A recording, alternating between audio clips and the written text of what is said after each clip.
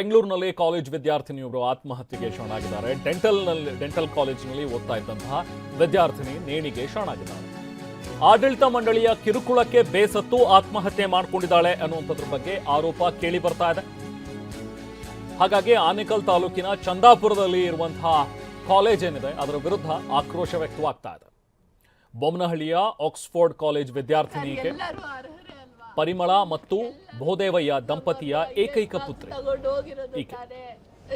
ನೇಣಿಗೆ ಶರಣಾಗಿದ್ದಾಳೆ. ಕಾರಣ ಏನು ಅಂತ ಹೇಳಿ ನೋಡಿದ್ರೆ ಆಡಳಿತ ಮಂಡಳಿ ಕಿರುಕುಳ ಕೊಡ್ತಾ ಇತ್ತು ಅನ್ನುವಂಥದ್ದು ಗೊತ್ತಾಗಿರುವಂತಹ ವಿಚಾರ. ಸೊ ಹಾಗಾಗಿನೇ ನೋಡಿ, ಸಾಕಷ್ಟು ಸಂಖ್ಯೆಯಲ್ಲಿ ಆಕೆಯ ಸ್ನೇಹಿತರು, ಬೇರೆ ಸ್ಟೂಡೆಂಟ್ಸ್ ಎಲ್ಲರೂ ಕೂಡ ಇವತ್ತು ಪ್ರತಿಭಟನೆಯನ್ನ ಮಾಡಿದ್ದಾರೆ.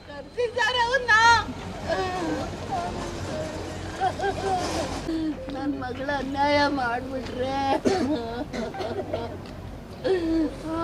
ನನ್ನ ಮಗಳಿಗೆ ಅನ್ಯಾಯ ಮಾಡ್ಬಿಟ್ರು ಸರ್.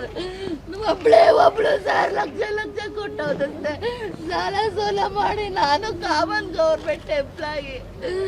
ನನ್ನ ಮಗಳನ್ನ ಕಿತ್ಕೊಬಿಟ್ರಲ್ಲ ಸರ್. ಅವಮಾನ ಮಾಡಿದ್ರಿ ಸರ್. ರ್ಯಾಂಕ್ ಸ್ಟೂಡೆಂಟ್ಗಳಿಗೆ ಬೇಜಾರಾಗಲ್ವಾ? ಮೊನ್ನೆ ಸೆಮಿನಾರ್ ಇತ್ತಂತೆ. ಸೆಮಿನಾರಲ್ಲಿ ಇವಳಿಗೆ ಮಾತಾಡೋಕ್ಕೆ ಬಿಟ್ಟಿಲ್ವಂತೆ ಸರ್. ನನಗೆ ಅವಳು ಏನು ಹೇಳಲಿಲ್ಲ, ಬೇರೆಯವರಿಂದ ಗೊತ್ತಾಯ್ತು. ಯಾಕೆ ಸರ್? ಎಲ್ಲರೂ ಅರ್ಹರೇ ಅಲ್ವಾ? ಎಲ್ಲರೂ ನೀಟ್ ಎಕ್ಸಾಮ್ ಬರ್ದು ಹೈಯೆಸ್ಟ್ ಮಾರ್ಕ್ಸ್ ತಗೊಂಡು ಹೋಗಿರೋದು ತಾನೇ. ಯಾಕೆ ಅವಕಾಶ ಕೊಟ್ಟಿಲ್ಲ? ಅಟ್ಲೀಸ್ಟ್ ಪ್ರೀತಿಯಿಂದ ಒಂದು ಮಾತಾಡ್ಬೋದಾಗಿತ್ತಲ್ವಾ? ಇವಾಗಲ್ಲ, ನಾನು ಆಮೇಲೆ ಕೊಡ್ತೀನಿ. ಇನ್ಫ್ಯಾಕ್ಟ್ ಜನವರಿ 7ನೇ ತಾರೀಕು ಕಣ್ಣು ನೋವು ಅಂತ ಹೇಳಿ ರಜೆ ಹಾಕಿದ್ಲಂತೆ ಯಶಸ್ವಿನಿ. ಮಾರನೇ ದಿನ ಕಾಲೇಜ್ಗೆ ಹೋಗಿದ್ದಾಳೆ. ಆಗ ಕಾಲೇಜು ಆಡಳಿತ ಮಂಡಳಿ ಇವಳನ್ನ ಅವಮಾನಿಸಿದ್ದಾರೆ ಅನ್ನುವಂಥದ್ದು ಆರೋಪ. ಕಣ್ಣಿಗೆ ಯಾವ ಡ್ರಾಪ್ಸ್ ಹಾಕ್ಕೊಂಡಿದ್ದೆ ಅಂತ ಹೇಳಿ ಪ್ರಶ್ನೆ ಕೇಳಿದ್ರ. ಎಷ್ಟು ಹನಿ ಹಾಕ್ಕೊಂಡೆ, ಬಾಟ್ಲ್ ಏನು ಸುರ್ಕೊಂಡ ನೀನು ಅಂತೆಲ್ಲ ಒಂದು ರೀತಿ ಮೂದಲಿಸಿ ಮಾತನಾಡಿದ್ದಾರೆ ಅನ್ನುವಂಥದ್ದು ಈಗಿರುವಂಥ ಆರೋಪ. ಆಕೆ ಒಂದಿನ ರಜೆ ಹಾಕಿದ್ದಕ್ಕೆ ತುಂಬ ಕಿಂಡಲ್ ಮಾಡಿ ಆಕೆಗೆ ಚುಚ್ಚು ಮಾತುಗಳನ್ನು ಆಡಿದ್ರು ಅನ್ನುವಂಥದ್ರ ಬಗ್ಗೆನೂ ಕೂಡ ಆರೋಪಗಳು ಕೇಳಿ ಬರ್ತಾ ಇವೆ. ಸೊ ಹಾಗಾಗಿ ಈ ಎಲ್ಲದರಿಂದ ಜೊತೆಗೆ ಅವರ ತಾಯಿ ಕೂಡ ಹೇಳ್ತಾ ಇದ್ರು, ಮೊನ್ನೆ ಸೆಮಿನಾರ್ ಇತ್ತು, ಆ ಟೈಮ್ನಲ್ಲಿ ಎಲ್ಲರೂ ಕೂಡ ಸೆಮಿನಾರ್ನಲ್ಲಿ ಸ್ಪೀಚ್ ಕೊಡೋದಕ್ಕೆ ಅವಕಾಶ ಕೊಟ್ಟರು, ಆದರೆ ಈಕೆಗೆ ಮಾತ್ರ ಅವಕಾಶ ಕೊಡಲಿಲ್ಲ. ಅದರಿಂದ ಕೂಡ ಆಕೆಗೆ ಬೇಜಾರಾಗಿತ್ತು ಅನ್ನುವಂಥ ವಿಚಾರ. ಒಟ್ಟಿನಲ್ಲಿ ಬೇರೆಯವ್ರಿಗೊಂದು ರೀತಿ, ಈಕೆಗೊಂದು ರೀತಿ ಟ್ರೀಟ್ ಮಾಡ್ತಾ ಇದ್ರು. ಪದೇ ಪದೇ ಈಕೆಯನ್ನ ಹರಾಸ್ ಮಾಡ್ತಾ ಇದ್ರು, ಅವಮಾನಿಸ್ತಾ ಇದ್ರು ಅನ್ನುವಂಥದ್ರ ಬಗ್ಗೆ ಆರೋಪ ಕೇಳಿ ಬರ್ತಾ ಇದೆ. ಸೊ ಹಾಗಾಗಿನೇ ಈಕೆ ಮನನೊಂದು ಆತ್ಮಹತ್ಯೆಗೆ ಶರಣಾಗಿದ್ದಾಳೆ ಅನ್ನುವಂಥದ್ದು ಈಗ ಅವರ ಪೋಷಕರು ಮಾಡ್ತಾ ಇರುವಂತಹ ಆರೋಪ. ಸೊ ಕಾಲೇಜ್ ಪ್ರಾಂಶುಪಾಲರು, ಉಪನ್ಯಾಸಕರು ಅವ್ರ ವಿರುದ್ಧ ಈಗ ಕಿಡಿಕಾರ್ತಾ ಇದ್ದಾರೆ, ಯಶಸ್ವಿನಿಯ ಸ್ನೇಹಿತರು ಮತ್ತೆ ಪೋಷಕರು. ಯಾಕಂದ್ರೆ ಇವತ್ತು ಬರೀ ಪೋಷಕರ ಆರೋಪ ಮಾತ್ರ ಇದಲ್ಲ ನೋಡಿ, ಸಾಕಷ್ಟು ಸಂಖ್ಯೆಯಲ್ಲಿ ವಿದ್ಯಾರ್ಥಿನಿಯರೆಲ್ಲರೂ ಕೂಡ ಪ್ರೊಟೆಸ್ಟಿಗೆ ಕೂತಿದ್ದಾರೆ. ಅಂತ ಹೇಳಿದ್ರೆ ಈ ಆಡಳಿತ ಮಂಡಳಿಯಲ್ಲಿ ಎಲ್ಲವೂ ಸರಿ ಇಲ್ಲ ಅನ್ನುವಂಥದ್ದು ಸ್ಪಷ್ಟ. ಖಂಡಿತವಾಗ್ಲೂ ಈ ಥರದ ಒಂದು ಆತ್ಮಹತ್ಯೆ ಆಗಿದೆ, ಅವರ ಪೋಷಕರಿಗೆ ನೋವಿರುತ್ತೆ, ಹಾಗಾಗಿ ಪೋಷಕರು ಮಾತಾಡ್ತಾರೆ ಅನ್ನುವಂಥದ್ದನ್ನ ಪಕ್ಕಕ್ಕಿಟ್ಟರು ಕೂಡ ವಿದ್ಯಾರ್ಥಿಗಳು ಬಾಕಿಯವರೆಲ್ಲರೂ ಯಾಕೆ ಹಾಗಾದ್ರೆ ಪ್ರೊಟೆಸ್ಟ್ ಮಾಡ್ತಾರೆ ಅನ್ನುವಂಥದ್ದು ಪ್ರಶ್ನೆ ಸಹಜವಾಗಿ ಬರುತ್ತೆ. ಅಫ್ಕೋರ್ಸ್ ಇಲ್ಲಿ ಆಡಳಿತ ಮಂಡಳಿಯ ಒಂದಷ್ಟು ಅವರ ಒಂದು ಕೆಲಸಗಳು, ಅವ್ರು ಬಿಹೇವ್ ಮಾಡುವಂಥ ರೀತಿ, ವಿದ್ಯಾರ್ಥಿಗಳ ಜೊತೆಗೆ ಅವರು ವರ್ತಿಸುವಂಥ ರೀತಿ ಸರಿ ಇಲ್ಲ ಅನ್ನುವಂಥದ್ರ ಬಗ್ಗೆ ವಿದ್ಯಾರ್ಥಿಗಳು ಕೂಡ ಆರೋಪವನ್ನು ಮಾಡ್ತಾ ಇದ್ದಾರೆ. ಕಾಲೇಜ್ ಆಡಳಿತ ಮಂಡಳಿ ಪದೇ ಪದೇ ಟಾರ್ಚರ್ ಕೊಡ್ತಾರೆ ಅನ್ನುವಂಥದ್ದನ್ನ ಕೂಡ ವಿದ್ಯಾರ್ಥಿಗಳು ಆರೋಪ ಮಾಡ್ತಾ ಇದ್ದಾರೆ.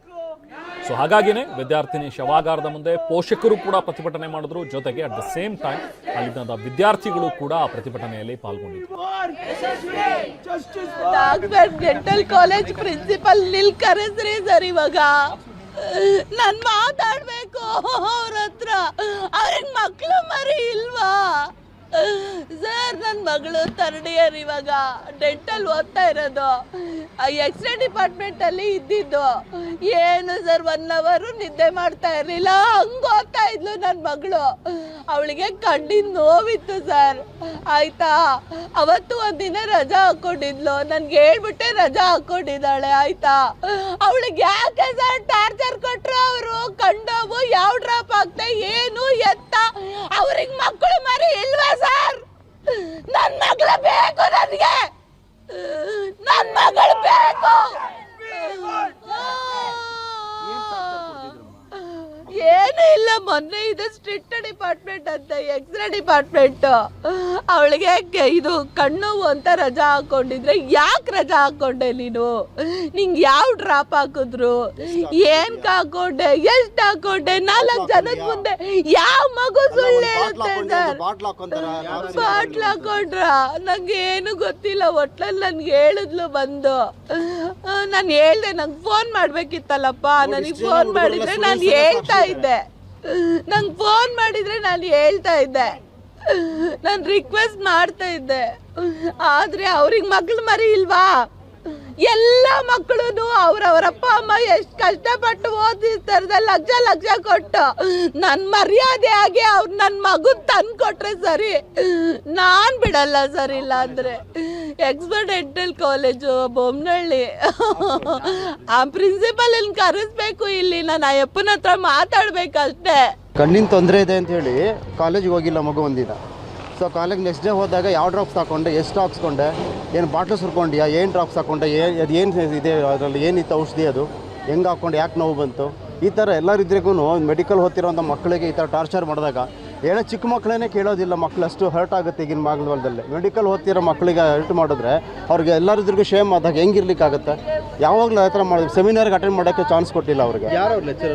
ಅವ್ರಿಗೆ ಗೊತ್ತಾಗಿಲ್ಲ ಅವ್ರಿಗೆ ಡಿಪಾರ್ಟ್ಮೆಂಟಲ್ಲಿ. ಅಂದರೆ ನಾವು ವಿಷಯ ತಿಳ್ಕೊಂಡಿರೋದು ಇದನ್ನು, ಬಟ್ ಪರ್ಟಿಕ್ಯುಲರಾಗಿ ಎಲ್ಲ ಸ್ಟೂಡೆಂಟ್ಸ್ ಅವ್ರು ಪರವಾಗಿದ್ದಾರೆ, ಎಲ್ಲ ಬಂದಿದ್ದಾರೆ, ಅವ್ರಿಗೆ ಗೊತ್ತಿರುತ್ತೆ ಯಾರು ಅಂತ ಹೇಳ್ಬಿಟ್ಟು ಅದನ್ನು ಕೇಳ್ಕೊಂಡು ಕುಲಂಕುಷವಾಗಿ ಈ ರೀತಿ ಅನ್ಯಾಯ ಯಾವ ಮಕ್ಕಳಿಗೂ ಯಾವ ವಿದ್ಯಾರ್ಥಿಗೂ ಆಗಬಾರ್ದು. ಅಪ್ಪ ಅಮ್ಮ ಮಕ್ಕಳು ಎಷ್ಟು ಕಷ್ಟಪಟ್ಟು ಓದಿಸಿರ್ತಾರೆ ಈಗಿನ ಕಾಲದಲ್ಲಿ, ಲಕ್ಷ ಲಕ್ಷ ಕೊಟ್ಬಿಟ್ಟು ಮಗನ ಓದಿಸಿದ್ದಾರೆ. ಒಬ್ಬಳೇ ಮಗಳು, ಅವ್ರಿಗೆ ಯಾರೂ ಆಧಾರ ಇಲ್ಲ. ಅವರೊಬ್ಬರ ತಾಯಿ ಒಬ್ಬರೇ ಆಧಾರ, ಮಗಳಿಗೆ ತಾಯಿಗೆ ಮಗಳು ಬೇರೆ ಇಲ್ಲ. ಸೊ ಇಷ್ಟೊಂದು ಕಷ್ಟ. ನಿಜಕ್ಕೂ ತುಂಬ ಅನ್ಯಾಯ ಇದು.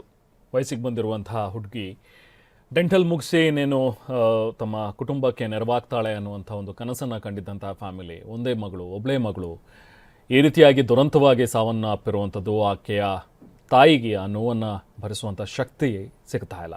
ಹಾಗಾಗಿನೇ ಆಕೆ ಆಕ್ರೋಶವನ್ನು ವ್ಯಕ್ತಪಡಿಸ್ತಾ ಇದ್ದಾರೆ. ಅಟ್ ದ ಸೇಮ್ ಟೈಮ್ ಅಲ್ಲಿರುವಂಥ ವಿದ್ಯಾರ್ಥಿನಿಯರು ಕೂಡ ಪ್ರತಿಭಟನೆಯನ್ನು ನಡೆಸ್ತಾ ಇದ್ದಾರೆ. ನಾವು ಪ್ರತಿನಿಧಿ ರಾಮ್ ಮತ್ತಷ್ಟು ಡೀಟೇಲ್ಸ್ ನೀಡ್ತಾರೆ. ರಾಮ್, ಈಗ ಆಕೆಯ ತಾಯಿ ಮಾತಾಡ್ತಾ ಇದ್ದಂಥ ರೀತಿ, ಜೊತೆಗೆ ಅಲ್ಲಿದ್ದಂಥವ್ರು ಮತ್ತೊಬ್ಬರು ಹೇಳ್ತಂಥ ರೀತಿ ನೋಡಿದ್ರೆ ಪ್ರಾಂಶುಪಾಲರು ಮತ್ತು ಉಪನ್ಯಾಸಕರು ಟಾರ್ಚರ್ ಮಾಡ್ತಾ ಇದ್ರು ಅನ್ನುವಂಥದ್ದು ಬರೀ ಈಕೆಗೆ ಮಾತ್ರ ಅಲ್ಲ, ಅಲ್ಲಿ ಬಂದಿರುವಂಥ ಬೇರೆ ವಿದ್ಯಾರ್ಥಿಯರು ಕೂಡ ಬಹುಶಃ ಇವತ್ತು ಪ್ರತಿಭಟನೆಗೆ ಕೂತಿರುವಂಥದ್ದನ್ನು ನೋಡಿದ್ರೆ ಗೊತ್ತಾಗುತ್ತೆ ಈ ಆಡಳಿತ ಮಂಡಳಿ ಅಥವಾ ಈ ಕಾಲೇಜ್ನಲ್ಲಿ ಎಲ್ಲವೂ ಸರಿ ಇಲ್ಲ ಅಂತೇಳಿ. ಏನು ಹೇಳ್ತಾರೆ ವಿದ್ಯಾರ್ಥಿಯರು? ಯಾರಂತೆ ಟಾರ್ಚರ್ ಮಾಡಿದ್ದಿಲ್ಲಿ? ಹೌದು ರೇಮನ್, ಏನೋ ಮೆಡಿಕಲ್ ಕಾಲೇಜು ವಿದ್ಯಾರ್ಥಿನಿ ಸೂಸೈಡ್ ಮಾಡ್ಕೊಂಡಿರುವಂಥದ್ದು. ಏನೋ ಬೆಂಗಳೂರು ಒಳಗಡೆ ಚಂದ್ರಾಪುರದ ಹೆಡ್ ಮಾಸ್ಟರ್ ಲೆವೆಟ್ ನಲ್ಲಿ ಯಶಸ್ವಿನಿ ಎಂಬಾಕೆ ನೇಣಿಗೆ ಶರಣಾಗಿರುವಂಥದ್ದು. ಅಂದ್ರೆ ಈ ಯಶಸ್ವಿನಿ ಪೋಷಕರನ್ನ ಮಾಧ್ಯಮದವರು ಮಾತಾಡಿಸಿದಾಗ ಅವರು ಹೇಳೋದೇನಂದ್ರೆ, ಬುಧವಾರ ನನ್ನ ಮಗಳು ರಜೆ ಹಾಕೊಂಡು ಕಣ್ಣಿಗೆ ಡ್ರಾಪ್ಸ್ ಹಾಕೊಂಡಿದ್ದು. ಆ ಸಂದರ್ಭದಲ್ಲಿ ಇವಳು ರಜಾ ಹಾಕಿ ಮತ್ತೆ ಮರುದಿನ ಕಾಲೇಜ್ಗೆ ಹೋದಾಗ, ನೀನು ಎಷ್ಟು ಡ್ರಾಪ್ಸ್ ಹಾಕೊಂಡಿದ್ದೆ, ಏನು ಬಾಟಲ್ಲೇ ಕಣ್ಣಿಗೆ ಹಾಕೊಂಡಿದ್ದ ನೀನು ಅಂತ ಹೇಳಿ ಸೆಮಿನಾರ್ ಇದ್ದಂತ ಅದನ್ನ ಕೊಡದೆ ಮಗುಗೆ ಟಾರ್ಚರ್ ಕೊಟ್ಟಿರೋದು. ಅಂದ್ರೆ ಯಶಸ್ವಿನಿಗೆ ಪ್ರಾಂಶುಪಾಲರು ಇರ್ಬೋದು ಮತ್ತೆ ಲೆಕ್ಚರ್ ಇರ್ಬೋದು ಟಾರ್ಚರ್ ಕೊಟ್ಟಿರುವಂಥದ್ದು. ಅಂದ್ರೆ ಯಶಸ್ವಿನಿ ಮನನೊಂದು, ಅಂದ್ರೆ ಇವರು ಯಾವುದೇ ಕಾರಣಕ್ಕೂ ನನಗೆ ಇದು ಅವಕಾಶ ಕೊಡ್ಲಿಲ್ಲ ಅನ್ನೋ ಕಾರಣಕ್ಕೋಸ್ಕರವಾಗಿ, ಸೆಮಿನಾರ್ನ ಅವಕಾಶ ಮಾಡ್ಕೊಡ್ಲಿಲ್ಲ ಅನ್ನೋ ಕಾರಣಕ್ಕೋಸ್ಕರವಾಗಿ ಮನನೊಂದು ನೇಣಿಗೆ ಶರಣಾಗಿರ್ತದ್ದು. ಇದ್ರ ಜೊತೆಗೆ ನಾವು ಅಲ್ಲಿನ ಬಂದಿರುವಂತಹ ಮೆಡಿಕಲ್ ವಿದ್ಯಾರ್ಥಿಗಳನ್ನ ನಾವು ಮಾತಾಡಿಸಿದಾಗ, ಕಾಲೇಜಿನಲ್ಲಿ ಏನಂದ್ರೆ ಒಂದು ಸೆಮಿನಾರ್ನ ಯಾವ್ದಾದ್ರು ಸರಿಯಾಗಿ ಇವರು ಪರಿಹಾರ ಕೊಡ್ತಾರೆ, ನಾವು ಬರ್ಲಿಲ್ಲ ಅಂದಾಗ ಸಣ್ಣ ಪುಟ್ಟ ವಿಚಾರಕ್ಕೂ ಬರೀರಿ ಅಂತ ಹೇಳಿ ಟಾರ್ಚರ್ ಕೊಡ್ತಾರೆ. ಮತ್ತೆ ಅಂದ್ರೆ ಜೊತೆಗೆ ಎಕ್ಸ್ರೇ ಡಿಪಾರ್ಟ್ಮೆಂಟ್ ಇರುವಂತಹ ಲೆಕ್ಚರರು ಸಹ ನಮ್ಗೆ ಕಿರುಕುಳ ಕೊಡ್ತಾರೆ. ಸೊ ಇದು ನಾವು ಹೋಗಿ ಅಲ್ಲಿರುವಂತಹ ಪ್ರಿನ್ಸಿಪಾಲ್ಗೆ ಹೇಳೋದು, ನಾನು ನೋಡ್ತೀನಿ ಅಂತ ಹೇಳ್ತಾರೆ. ಮತ್ತೆ ಯಾವುದೇ ರೀತಿಯಾದಂತಹ ಗಮನ ಹರಿಸಲ್ಲ. ಇದರಿಂದಾಗಿ ನಮ್ಗೆ ತುಂಬಾ ತೊಂದರೆ ಆಗ್ತಿದೆ. ಇವತ್ತು ಏನು ಯಶಸ್ವಿನಿಗಾಗಿದೆ, ನಾಳೆ ನಮಗೂ ಇದೇ ರೀತಿ ಬರುವಂತ ಪರಿಸ್ಥಿತಿ ಇದೆ. ಇಷ್ಟಾದ್ರೂ ನಮ್ಮ ಆಡಳಿತ ಅಂದ್ರೆ ಆಕ್ಸ್ಫರ್ಡ್ ಕಾಲೇಜಿನ ಆಡಳಿತ ಮಂಡಳಿ ಇನ್ ಮುಂದೆ ಕ್ರಮ ಜರುಗಿಸುತ್ತಾ ಅನ್ನೋದನ್ನ ಕಾಪಾಡಬೇಕಾಗಿದೆ. ಅದರ ಜೊತೆಗೆ ಯಶಸ್ವಿನಿಯ ಪೋಷಕರು ನ್ಯಾಯ ಕೊಡಿಸುವಂತೆ ಬೇಡಿಕೊಳ್ತಿರೋದು. ರೈಮಾನ್. Okay, thank you Rama.